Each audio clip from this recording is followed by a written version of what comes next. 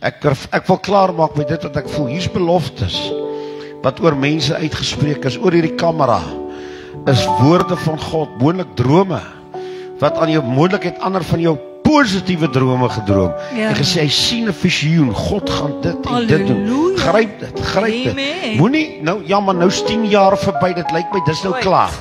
Nou is 15, nee, God is nie klaar nie, is jy wat nou klaar raak. Gryp dit in die geloof, gaan huis toe, ons het hierdie tafel geniet, dis wat ons gedoen.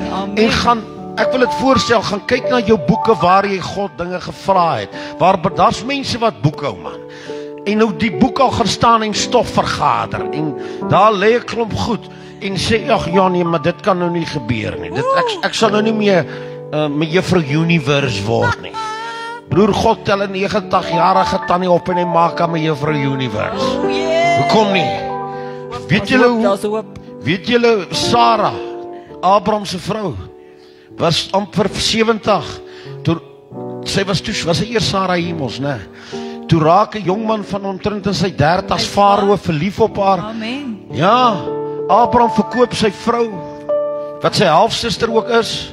En julle dink dit gaan rof in julle families. Dis sy halfsuster. Hy verkoop sy vrou aan Farao. 2 keer. Ja, hy het haar 2 keer verkoop. Hy verkoop haar want sy so mooi op haar in haar 60, 70's. Die man is verlief en 'n jaar later vind hy uit, dis nie die man se suster nie, dis sy vrou.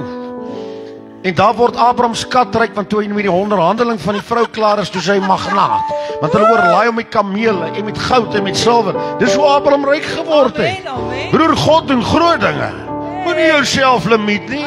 Moenie aan die ouetjie steur wat vir jou sê, maar jy's nou daar en daar nie. Die Here doen dinge, gehaal hy boeke, gehaal hy joernale. Gaan dink aan hy woorde wat hier profete vir jou gespreek het. Waar woorde soos die Here van die leers, hier is 'n woord op jou bediening, al van baba tyd af.